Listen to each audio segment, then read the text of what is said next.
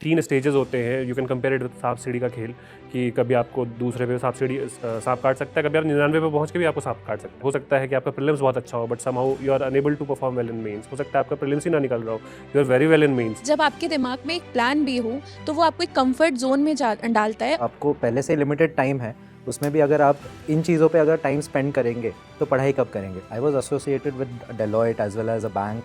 I left both of those jobs just for the sake of preparing for UPSC. अगर UPSC नहीं हुआ तो क्या होगा, वो एक फैक्टर चला जाता है। Definitely, the only thing that will drive you is the motivation. Social media और डिजिटल मीडिया क्या रोल प्ले करती है यूपीएससी की तैयारी करने में? I was hit because of Netflix in my first attempt. मैं लाइब्रेरी में जाके नेटफ्लिक्स देखते बैठता था फुल टाइम। मैं वो एक टाइम लिमिट फिक्स कर देता था कि हर दिन मैं सिर्फ 1 घंटे देखूंगा। 1 घंटा जैसे कंप्लीट होता था। This time while preparing for ethics, I referred to a series on YouTube by Harvard. मैं कुछ भी देखता था तो there was something that would always hit me कि I can put this in my essay note. KitKat के wrapper के ऊपर जितने फोटोज होते थे उसके ऊपर से भी क्वेश्चंस आके गए हैं। आजकल आप लाइब्रेरी में भी जाएंगे तो बच्चे स्क्रॉल करते हुए दिखेंगे।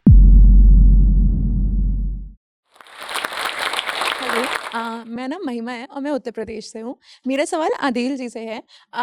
मैं उनके बारे में बात करना चाहती हूँ जो एस्पिरेंट्स रिपीटर हैं, मतलब 2 साल 3 साल उन्होंने अटेम्प्ट किया है और नहीं हुआ है और वो आगे करना चाह रहे हैं। मैं जानना चाहती हूँ क्या उनके पास प्लान बी होना चाहिए, और प्लान बी होना चाहिए या कोई एग्ज़ाम या जॉब आप रिकमेंड करना चाहते हो कि ये वाले अगर नहीं हुए तो ये आप ट्राई कर सकते हो, आपका लाइफ आपका करियर उस पे बहुत इफ़ेक्ट नहीं होगा। तो आप उस चीज़ के बारे में बताइए, रिपीटर्स के बारे में बताइए। ऑल्सो एक चीज़ ऐड करना चाहती हूँ, क्या आपके पास आदिल जी आपके पास प्लान बी था? मतलब आप कई सारे मोटिवेशनल स्पीचेस देखेंगे तो लोग कहते हैं कि you should burn your ship and then go to the war. तो सुनने बहुत अच्छा लगता है but in reality many of us come from middle class background, lower middle class background. तो हमारे पास वो ऑप्शंस हर किसी के पास नहीं होते कि हम अपना पूरी नाव जला करके फिर हम जंग लड़ने जाएं। तो we need to have a plan B because at this juncture हर कोई इस स्टेज में होता है जहाँ पे he is expected to start earning, और फैमिली को सपोर्ट करना होता है, भाई होते हैं, बहन होती है, बहुत सारी जिम्मेदारी आप पे होती है। तो आप मतलब बस ऐसे ही नहीं जा सकते कि विदाउट अ प्लान बी। तो उस केस में प्लान बी होना बहुत ज़रूरी है। और प्लान बी का सबसे इम्पॉर्टेंट जो रोल है वो ये है कि वो आपको एक मेंटली फ्री रखता है, सॉर्ट ऑफ कि आपके दिमाग में टेंशन नहीं होती कि अगर नहीं हुआ तो क्या हुआ। वी ऑल नो कि this exam is quite uncertain. 3 stages होते हैं, you can compare it with सांप सीढ़ी का खेल कि कभी आपको दूसरे पे सांप काट सकता है, कभी आप 99 पे पहुंच के भी आपको सांप काट सकता है, which happened in my case as well. कि this was my 3rd interview. पिछले 2 इंटरव्यू में मैं 99 पे ही था जहाँ पे मुझे सांप ने काटा। तो this is something that can happen. आपको ये लगेगा कि आपका हो गया बट नहीं होगा, तो you have to be ready with a plan B. वो आपको एक सॉर्ट ऑफ प्रेशर रिलीव करता है। और वो प्लान बी मेरे ख्याल से ये एग्ज़ाम आपको अपॉर्चुनिटी देता है, क्योंकि ना pair for many other examinations. IB हो गया, आप ये अलग अलग यूपीएससी एग्जाम्स कंडक्ट कराती है। हाँ, EPFO का एग्जाम हो गया, बहुत सारे एग्जाम्स आते हैं। तो आप उस एग्जाम्स में बैठ सकते हैं with the same level of preparation जो आपने यूपीएससी में करा है। साथ में आप स्टेट PCS दे सकते हैं, अलग अलग स्टेट्स के दे सकते हैं। उसके साथ भी you can also start working freelance content writing में, या फिर आपका जो भी आपकी प्रिपरेशन है that may come handy in this industry, जहाँ पे आप मेंटरिंग कर सकते हैं। सॉर्ट ऑफ सेल्फ सेटिस्फैक्शन के लिए भी आप बच्चों को मेंटर कर सकते हैं। आपको लगेगा कि you are engaged elsewhere apart from this preparation. तो वो कहीं ना कहीं आपको हेल्प करेगा। तो I think these are the option that you can avail. और जैसे सर का भी केस है, गौरव सर का, कि उनका भी ये प्लान था कि 2 साल मैं फुल्ली सीरियसली दूंगा इस एग्जाम में, but he also along with preparation उन्होंने दूसरे एग्जाम्स दिए and he clear those examination. तो कहीं ना कहीं उनका जो मेंटल प्रेशर था वो रिलीव्ड रहा होगा। इस बार जो उन्होंने एग्जाम दिया होगा बहुत ही विदाउट प्रेशर दिया होगा। और believe me, I think as much as this exam is about preparation with physical effort, this exam is also sort of example of showing your mental effort as well, कि जहाँ psychological effort, कि जहाँ पे आप कितना अपने दिमाग को डिक्लटर कर सकते हैं, जो टेंशन्स हैं, जो प्रेशर्स है, उसको कितना रिलीव कर सकते हैं, अपने दिमाग से हटा सकते हैं, कि आपका इंटायर फोकस जो है वो एग्जाम पे रहे। कई बार ऐसा होता है हम एग्जाम बैठ के दे रहे होता है, हमारे दिमाग में ये चल रहा होता है कि यार नहीं हुआ तो क्या होगा, मैं फिर इतनी जिम्मेदारियां हैं मेरे पे, फिर मुझे ये जॉब वो छोड़ना पड़ेगा। तो ऑल ऑफ दैट आप रिड्यूस कर सकते हैं by choose having a plan B. तो this is my opinion. I think plan B के लिए नॉट नेसेसरी जस्ट एग्ज़ाम तक लिमिट रखना है। Like for example, I have few friends जिन्होंने 3-4 अटेम्प्ट दिए, नहीं हुआ, देन दे स्टार्टेड प्रिपेयरिंग या दे जॉइंड MBA और they went for some digital based job directly where you can start earning based on the knowledge that you have earned, or join some journal to write or be a columnist, और ये जो knowledge मिला है इतने time से, तो you can join some think tank, some research work, etc., which can directly aid the years of preparation that you have given here. The other thing being, आप अगर बैकअप करके एक अलग एग्जाम रख रहे हो, like for example a lot of people से कि यूपीएससी नहीं हुआ तो स्टेट तो है ही, बट आप वही अनसर्टिनिटी फिर से पुश कर रहे हो जो यूपीएससी में थी. स्टेट होगा ही इसका गारंटी अगेन नहीं है. तो मेक श्योर कि आप जैसे टाटा टिस है, टिस के सीरीज ऑफ एमएसडब्ल्यू या फिर HRLM, ODCL, these are very good courses जहाँ पे आपको entrance test is very similar to UPSC, and once you get through you get a good package of 20-25 lakhs and makes you settled for life. and वहाँ पे भी एक वैसा ही connect मिल सकता है आपको, एडमिनिस्ट्रेटिव जॉब्स है ये भी. सो जो एडमिनिस्ट्रेशन का ड्रीम है आप वहाँ पर भी रिपीट कर सकते हैं. और यू कैन ज्वाइन UNO, और you can apply for some embassy work, और you can look forward for shifting in foreign countries with respect to policy consultancy or something like that. So make sure that you don't limit your thought process just to exams, because again आपका अगर EQ dismantle हो गया exam hall में बैठ के, तो आप कोई भी एग्जाम क्लियर नहीं कर सकते unless you are emotionally very stable in the exam hall. Everyone talks about IQ these days, no one talks about your emotional quotient, which is very important. आपका जितना बैगेज, आप उतने ही इमोशनली वीक रहोगे exam hall में, आपका risk taking apatite उतना ही week रहेगा. So make sure कि आप मेडिटेशन करो, games Khelo, sports Khelo, so that आपका जो इमोशनल स्ट्रेंथ है वो बिल्डअप हो जाए. आपका जो प्राणायाम से इमोशनल कंट्रोल होते हैं, जितना कॉन्शियसनेस बिल्ड होता है, that can help you to crack any examination.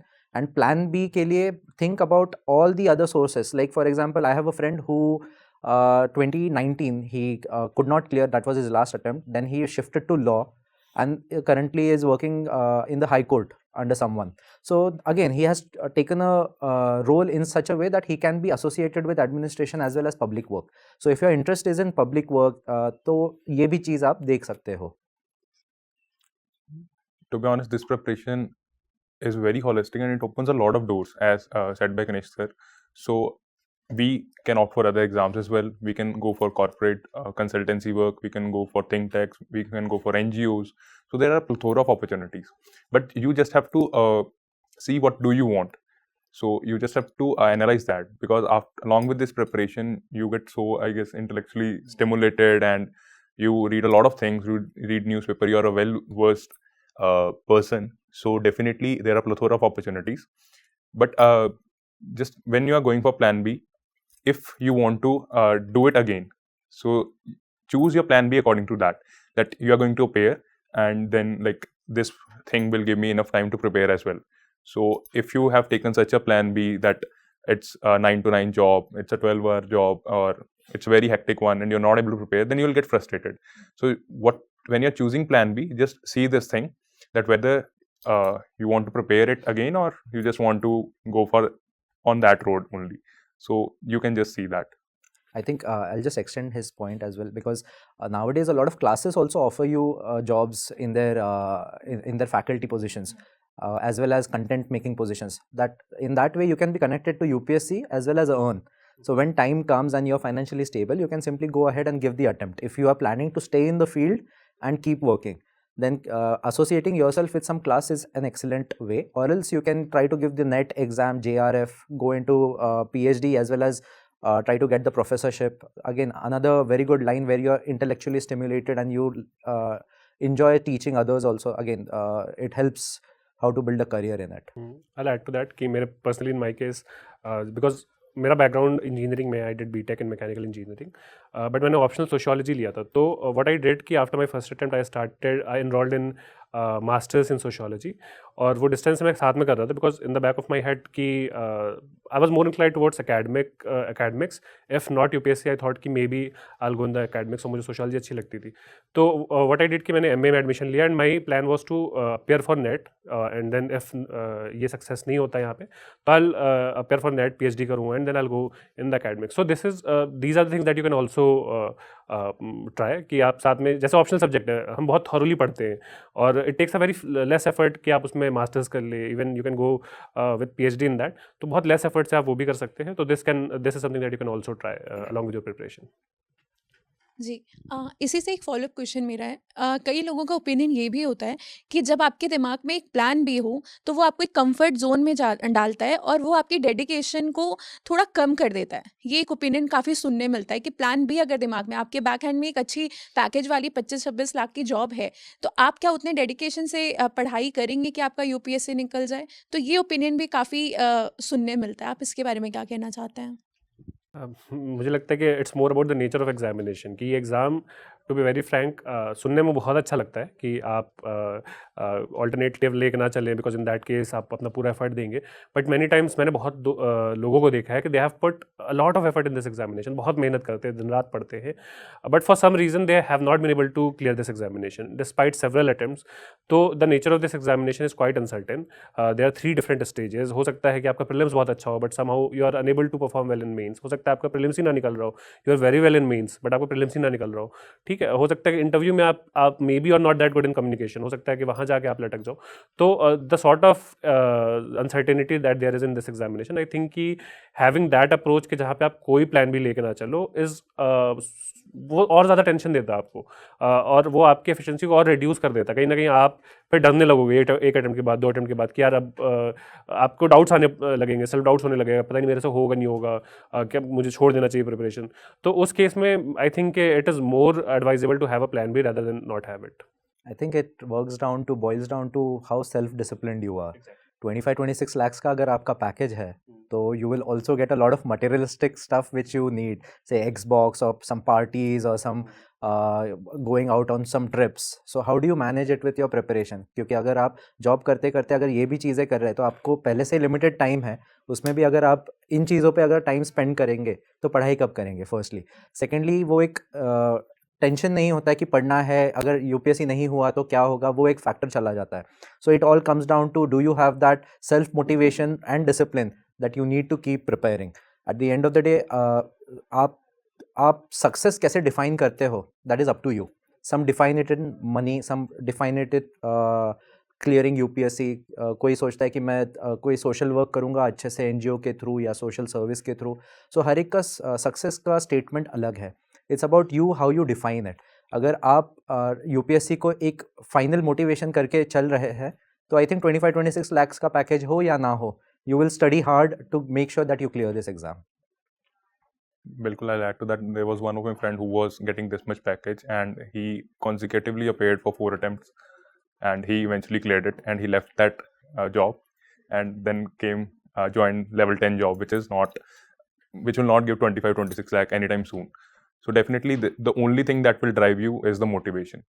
So if you'll get in the comfort zone of 25-26 lakhs or whatever money you're getting, so then you'll not be able to prepare. I was associated with Deloitte as well as a bank. I left both of those jobs just for the sake of preparing for UPSC and made sure that I don't regret that decision. Hello sir, मेरा नाम सौम्या है। मेरा सवाल Kanishka sir से है। Sir, अगर हम आज के टाइम की बात करें तो मेरा सवाल ये है कि आपको क्या लगता है सोशल मीडिया और डिजिटल मीडिया क्या रोल प्ले करती है यूपीएससी की तैयारी करने में? That's a very good question because आजकल आप लाइब्रेरी में भी जाएंगे तो बच्चे स्क्रॉल करते हुए दिखेंगे या फिर नेटफ्लिक्स वगैरह चल ही रहा होता है सबका। So I think I start off with something personal. 2022 में after I was feeling very demotivated, मैं लाइब्रेरी में जाके नेटफ्लिक्स देखते बैठता था full time. So 7 hours of Netflix वहीं पे बैठ के, just because I was not feeling motivated to study. But the moment I started feeling no, time is passing by and I need to start preparing, I reduced that section, not completely cut off, I reduced. But यहाँ का पढ़ने का time बढ़ने लग गया, वहाँ पे Netflix या फिर कोई OTT सीरीज़ का टाइम कम होने लग गया. There came a point of time when again OTT went away from the preparation. But that helped me stay in the library and stay with the people who are studying, and that's how I started feeling motivated again. वो self motivation तो दे ही रहा था, but that it takes time, the harder you are hit the more time you will take to come back. So but वो एक process में social media does help to stay associated with wherever you are. It does help you to come out of some issues. But again, it boils down to self-discipline कि आप उसको कैसे use कर सकते हो. सोशल मीडिया के positive impacts भी है और नेगेटिव भी है. अगर आप नेगेटिव देखेंगे तो काफ़ी बार ऐसा होता है कि आप कुछ देख रहे हैं and all of a sudden you have thought कि 5 मिनट देखते हैं, बट 3-4 घंटा चला गया and now you are like stuck that what am I suppose to do for the next 2-3 hours, already 4-5 घंटे चले गए. सो ये जो हैबिट है बहुत बच्चों को होती है. They end up missing out their time tables because of that. They end up spending a lot of time watching movies और सीरीज. बट उसका ये भी कर सकते हैं that you can put some locks on your phone where in that app automatically reminds you that this amount of time has passed by. So social media में ये भी होता है that a lot of unnecessary stuff मिलता है जहाँ जिसके वजह से पॉलिटिकल डिबेट्स हो या अननेसेसरी टॉक्स हो या एक्टर एक्ट्रेसेस के बारे में बातें चलती है. तो फ्रेंड्स ग्रुप में भी वही जाके डिस्कशन हो के और ज़्यादा टाइम वेस्ट होने के चांसेस होते हैं. ऑन द कॉन्ट्ररी उसके पॉजिटिव एस्पेक्ट्स भी है. कई बार ऐसी इन्फॉर्मेशन जल्दी मिल जाती है रील्स के थ्रू या फिर पोस्ट्स के थ्रू जो यूपीएससी में आपको इन्फॉर्मेशन दे देती है. Like Indian Express has his own channel which I follow on Instagram, but it's वो फॉलो करके रखा है, but I don't remember any time going through it so consistently the way I will go through a newspaper. So it's about how you use it. Are you well disciplined to use that social media in a very restrictive fashion? But if you cannot, the most simple way is not to have social media because it's addictive. It's certainly very addictive and आपको पता नहीं चलेगा कि आपका time कैसे जा रहा है. So it's better आप उसको बाजू में रखो. Maybe before sleeping for 10-15 minutes or half an hour you can say every day 1 hour of some OTT series, but nothing more than that because again I think distraction hai. You get hooked on to it. You will want it every single day and you would want to watch those episodes or series and get that fun part or entertainment part every now and then. So social media is something that should be kept away because peer group का भी एक pressure आ जाता है as you see them moving ahead and then some good lifestyle videos भी चलते हैं जहाँ पे लगता है यार मैं यहाँ पे क्या कर रहा हूँ, सब लोग अच्छे अच्छे लाइफ जी रहे हैं. तो वो प्रेशर भी बिल्डअप होता है. सो बेटर है कि सोशल मीडिया बाजू में ही रख देना चाहिए. Again, for the people who are as less disciplined as I am, तो it is not always easy to be disciplined by yourself. तो मैं क्या करता था कि जैसे मैंने पहले भी बोला कि I used to leave my phone in the room, library जाने से पहले. तो वो ऑटोमेटिकली जो आपका सोशल मीडिया का यूजेज है वो रिड्यूस कर देता था. एंड कुछ चीज़ें फिर ये होती थी कि जैसे मैं किसी के पास एंड्रॉयड है या एप्पल है, तो there is an option where you can add the time limit. मुझे पता था कि I am going to watch YouTube anyway, तो मैं वो एक टाइम लिमिट फिक्स कर देता था कि हर दिन मैं सिर्फ 1 घंटे देखूंगा. 1 घंटा जैसे कंप्लीट होता था and every time I open YouTube वो अपने आप बंद हो जाएगा. The app would not let me open. तो this is something you can do. और my brother who is also preparing for PG after his MBBS, तो व्हाट ही हैज़ डन कि उसने मेरे से पासवर्ड डलवाया कि every time he has to use YouTube, तो वो सिर्फ मैं खोल के दे सकता हूँ उसे, otherwise he can not access that. तो दिस हैपन्स कि क्योंकि शायद आप यूट्यूब उठाएंगे to learn about let's say formation of Himalayas और समथिंग, जोग्राफी में और कुछ भी, एंड देन आपको पता भी नहीं चलेगा कैसे 1.5 घंटे निकल गया एंड आपने स्टार्ट फॉर्मेशन ऑफ हिमालयाज से करा था और अभी आप कुछ पॉलिटिकल डिबेट और समथिंग कुछ देख रहे हैं आप.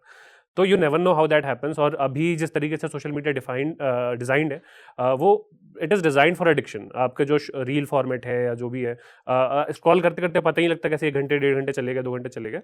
तो in that case I think कि those who are unable to discipline themselves they can let others discipline them, कि वो कंट्रोल किसी और को दे दे कि वो पासवर्ड पुट करे, या फिर आप खुद से उसमें ऐसा कुछ लॉक लगा दे कि it can not be overridden easily. तो this is something that you can do. Definitely social media के बहुत प्रोज एंड कॉन्स हैं और मेरे जो अटेम्प्ट्स हैं उसमें भी देखा गया.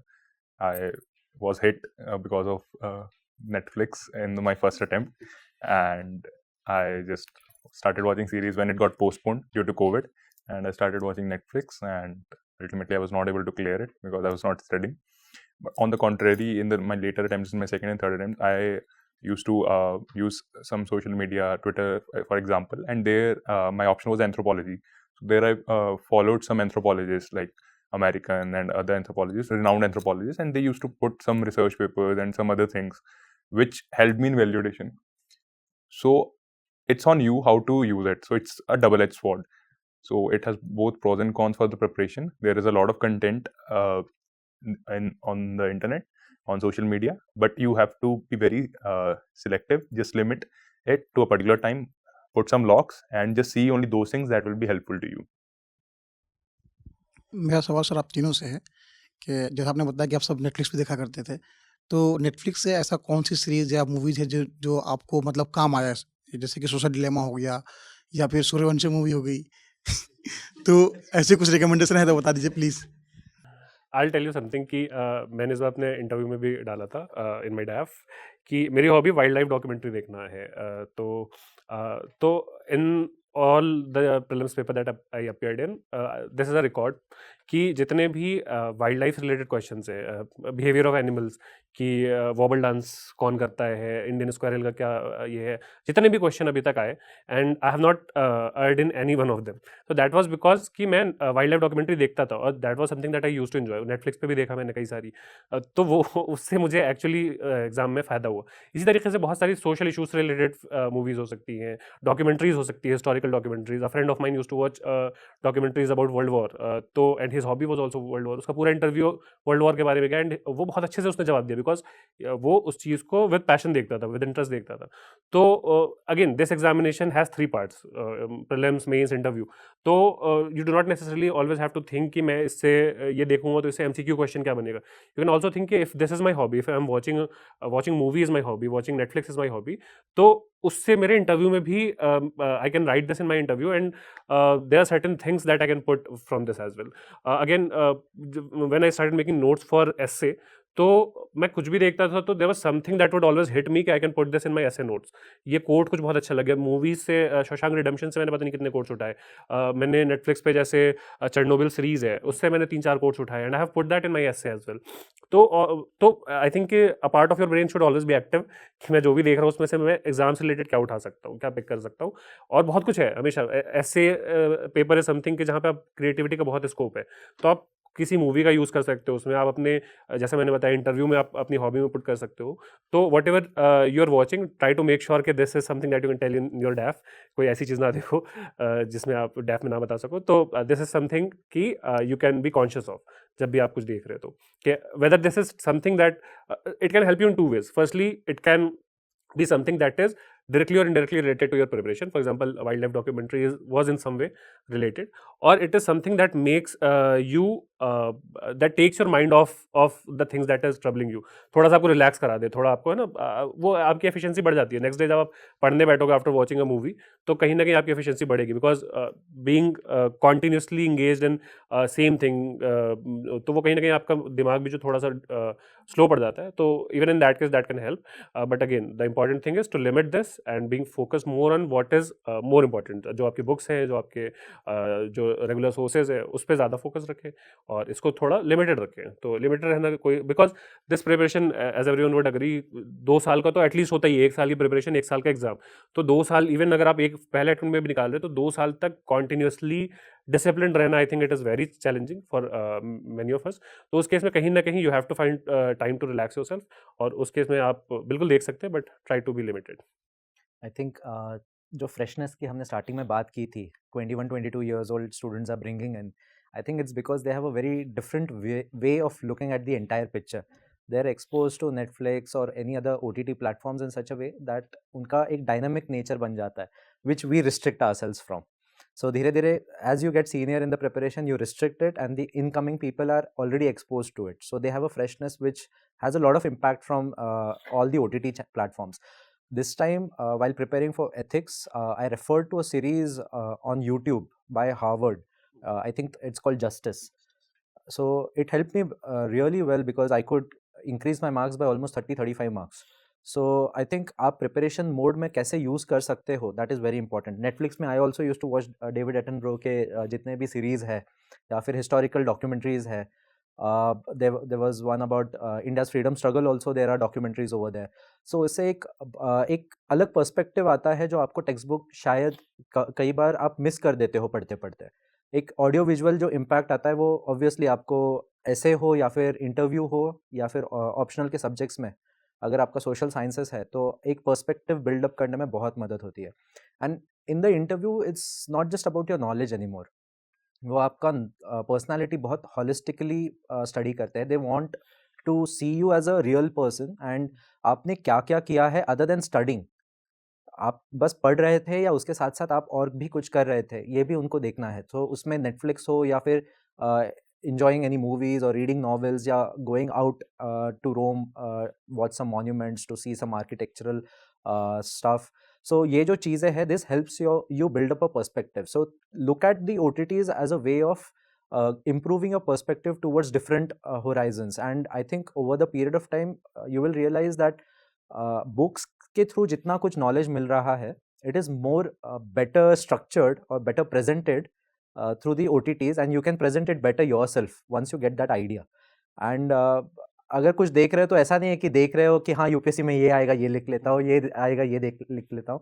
इससे अच्छा है you enjoy while you are at it, because when you're enjoying it you will remember it in the exam hall. अगर आप उसको स्ट्रेस लेके देख रहे हो तो आप भूल जाओगे. When you're enjoying it, आपको 10 साल पुरानी कोई जोक भी ऐसे ही याद आ जाती है, बट कल पढ़ा हुआ कुछ तो याद नहीं आएगा. So why the difference? Because you're in a stress-free environment and you're enjoying something. Enjoy it while watching. Don't be stressed about it. Once you have seen it, remember it, or try to reproduce it the way you want in the examination.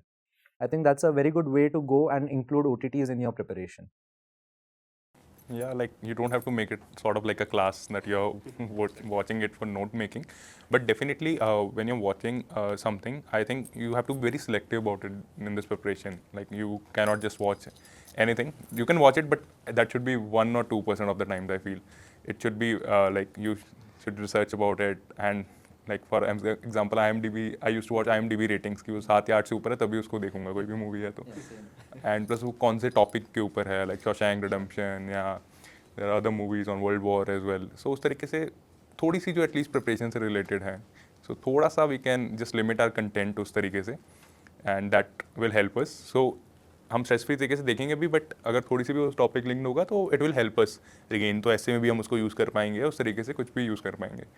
तो this is a part of preparation. I feel कि बिल्कुल भी cut off बिल्कुल भी randomly कुछ मत देखो, थोड़ा सा उसको रिसर्च करके किस टॉपिक के बारे में, and watch limited content only. I think we also get very conscious when we are preparing with our time.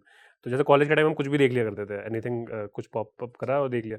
But जैसा बताया सबके साथ में ऐसे ही कैसे है, मतलब अगर कुछ देखना है तो first I would go to the IMDb और जहाँ पे भी रेटिंग रहती है. आई विल मेक श्योर कि this is something that I actually enjoy, because I am going to give my 1 hour 2 hours और समथिंग.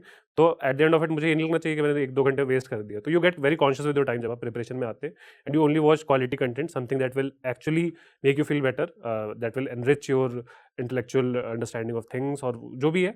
तो I think this is something also good with preparation, कि आप OTT सिर्फ ऐसी चीज़ें देखेंगे जो एक्चुअली आपको हेल्प करेगी.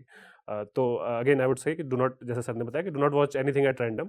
Watch those things that you will actually enjoy, watch those things that will actually in some way improve your personality, in some way it would give you something that you can maybe use in examination. That should not be your original motive, but if you're getting something, it is always better. Add something to your personality. There was a question last year on the beta value of the stocks, everything. I happened to see that on OTTs while watching a series related with stock market. So ऐसा randomly आपको question मिल सकता है. In fact wiggle dance था, right?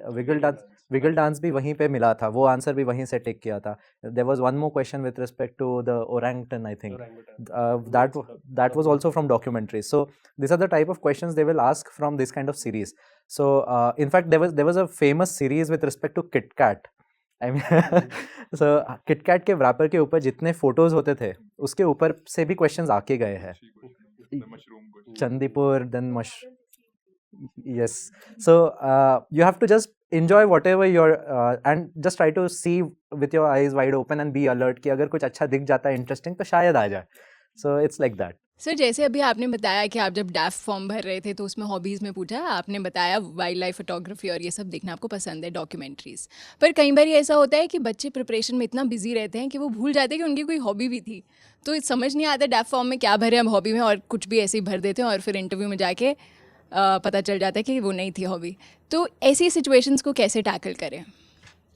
आई think कि आप थोड़ा before hand कुछ ना कुछ हॉबी रहना बहुत ज़रूरी है, बिकॉज मतलब ये एग्ज़ाम बहुत रिगरस हो जाता है. You can it's like a pet and you can keep going down it. अगर आप अपने आप को किसी चीज़ से बांध के ना रखें, तो I think you need to have something that keeps you tethered, कि आप उस पेट में अंदर ना जाते जाए. तो उसके लिए हॉबी वगैरह ना, something that takes you out of this cocoon जो UPSC का एक है, उसके बाहर रखे, वो बहुत ज़रूरी होता है मेरे ख्याल से. जैसे मेरा वाइल्ड लाइफ डॉक्यूमेंट्री था, प्लेइंग चेस था. You can have something, you can have even अगर आप एक्सरसाइज कर रहे हो that can be a hobby, अगर आप साइकिलिंग कर रहे हो that can be a hobby. मतलब I think this is difficult to imagine के एनीबडी हैज़ अ शेड्यूल जहाँ पे वो सिर्फ सो रहा है और पढ़ रहा है.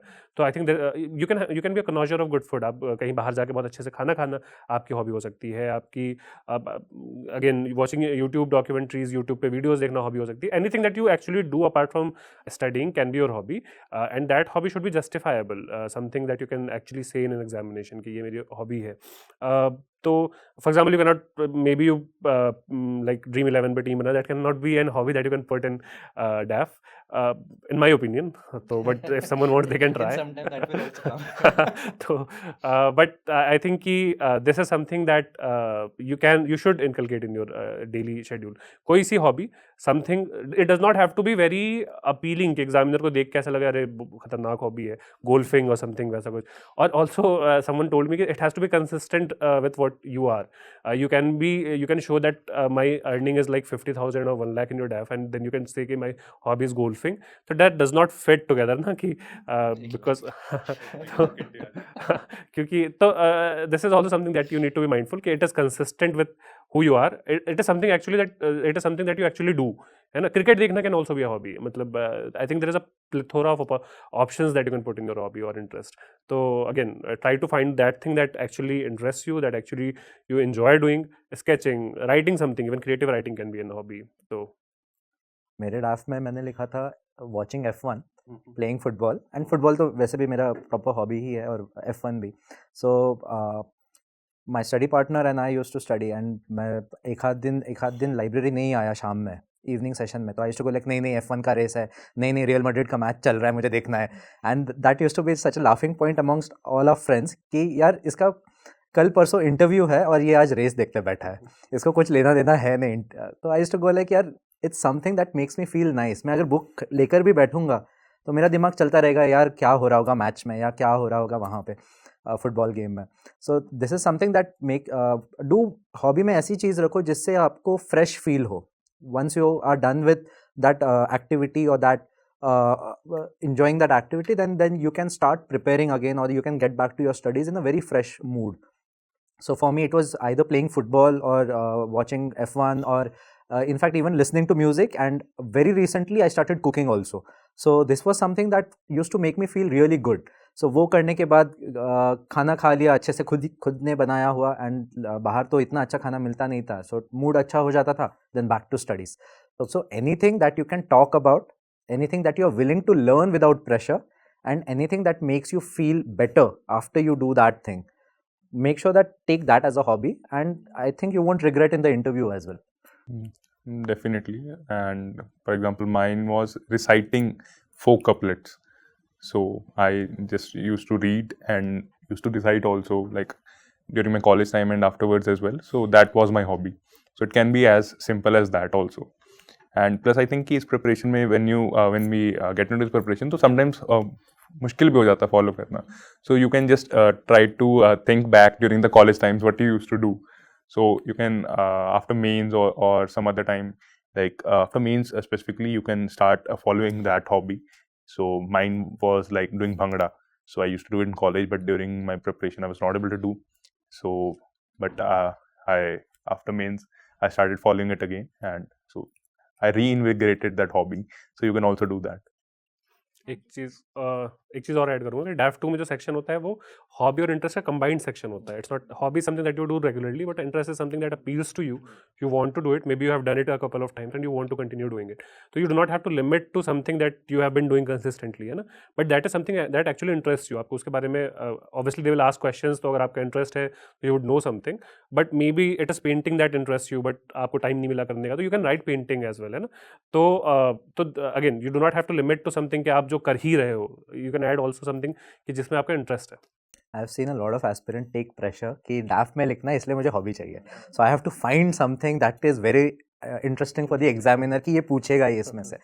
आई थिंक इतना करने की ज़रूरत नहीं है. अगर आप सही में इंजॉय करते हो तो डैफ के लिए इतना टेंशन नहीं लेना चाहिए. हॉबी है तो वो कोई भी हो, कॉमन भी होगी, still you will be able to answer it. It's not about you versus someone else. It's only versus yourself. How better version you are. And interview में अगर आप reflect कर पाते हो that your personality and you are the better version of yourself on that specific day, then I'm sure आपके answers भी उतने ही अच्छे रहेंगे that to score plus 200s. So I think इतना pressure लेके hobby बनाने की ज़रूरत नहीं है. Hello aspirants. बहुतों का सपना है आईएएस ऑफिसर बनना, लेकिन ये जर्नी बहुत मुश्किल है और हो सकता है कि हमारे मन में ये 2 क्वेश्चंस हैं। तो पहला सवाल ये कि हम कोचिंग कहाँ से लें, और दूसरा सवाल ये कि अगर हम किसी कोचिंग में एडमिशन लें तो हमारी फीस पर हमारी कुछ बचत हो पाए। और इसलिए बहुत सारे एस्पिरेंट्स ने जोश से रिक्वेस्ट किया कि क्या जोश टॉक्स एस्पिरेंट्स को हेल्प कर सकते हैं उनकी इस जर्नी में। तो 2 कोचिंग्स और मान रही हैं, KSG IAS और अनअकैडमी। अब हमें कांटेक्ट करेंगी और हमारे क्वेश्चंस को आंसर करने में हेल्प करेंगी। हम घर बैठे KSG IAS और अनअकैडमी से अपने सारे डाउट्स पूछ सकते हैं और हाँ, हम यहाँ एडमिशन भी ले सकते हैं। तो अगर आप UPSC के लिए कोचिंग लेने में इंटरेस्टेड हैं तो नीचे एक फॉर्म दिया गया है जहां आप अपने नाम और नंबर शेयर कर सकते हैं। तो अब जोश के स्टूडेंट्स घर बैठे फोन पर गाइडेंस और इंफॉर्मेशन ले सकते हैं और एडमिशन भी। Best of luck to all aspirants. जोश हमेशा हमारे साथ खड़ा है। जय हिंद।